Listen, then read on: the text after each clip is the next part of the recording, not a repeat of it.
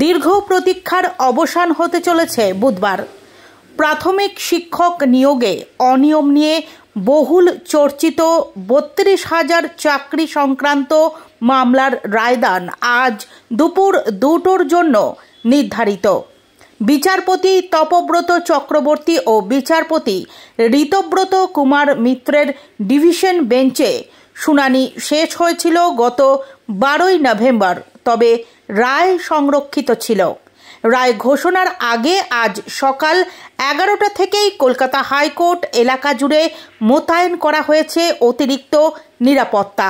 প্রতিটি প্রবেশ দ্বারে বাড়তি পুলিশ নজরদারি ব্যবস্থাও কঠোর করা হয়েছে।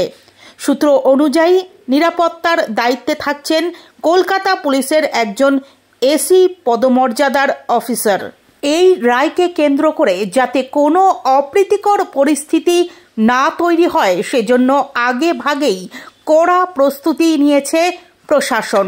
২০১৪ সালের টেটের ভিত্তিতে শুরু হওয়া ২০১৬ সালের নিয়োগ প্রক্রিয়ায় প্রায় ৪২,৫০০ জন শিক্ষক নিয়োগ হয়েছিল। অভিযোগ ওঠে সেই নিয়োগে ব্যাপক অনিয়মের। ২০২৩ সালের মে মাসে তৎকালীন বিচারপতি অভিজিৎ গঙ্গোপাধ্যায় ৩২,০০০ চাকরি বাতিলের নির্দেশ দেন, যদিও পরবর্তীতে ওই শিক্ষকরা কাজে বহাল থাকেন এবং রাজ্যকে ৩ মাসের মধ্যে নতুন নিয়োগ প্রক্রিয়া শুরু করার নির্দেশ দেওয়া হয়। একক বেঞ্চের রায়ের বিরুদ্ধে পর্ষদ যায় ডিভিশন বেঞ্চে। বিচারপতি সুব্রত তালুকদার ও বিচারপতি সুপ্রতিম ভট্টাচার্যের বেঞ্চ চাকরি বাতিলের নির্দেশে অন্তর্বর্তী স্থগিতাদেশ দিলেও নতুন নিয়োগ প্রক্রিয়া শুরু করতে বলে। এরপর রাজ্য ও পর্ষদ সুপ্রিম কোর্টের দ্বারস্থ হয়। দাবি ওঠে সব পক্ষের বক্তব্য শোনার যথেষ্ট সুযোগ মেলেনি।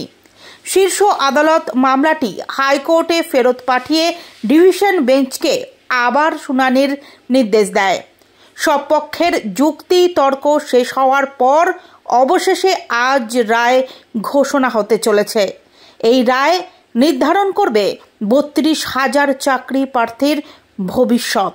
তাই আদালতের বাইরে যেমন সতর্ক নজর, আদালতের ভেতরেও তেমন করেই তাকিয়ে রয়েছেন বহু মানুষ।